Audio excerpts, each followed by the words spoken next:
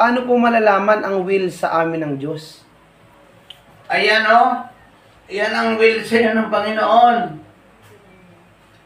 Ayan o. For peace, the way in heaven. Yan ang daan papunta sa langit. 4 na P. Ang will, ang gusto ng Diyos sa'yo, will ng Diyos sa'yo ay pagsisihan mo, talikdan ang iyong kasalanan. Magsisi ka sa kasalanan mo. Pangalawa, talikdan mo ito. Pagtalikod sa kasalanan.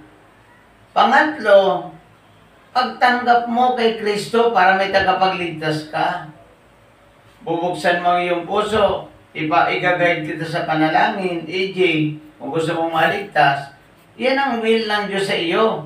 At gusto ng Diyos na ikay maligtas, isusulat ng Diyos ang iyong pangalan sa aklat ng buhay, assurance of salvation.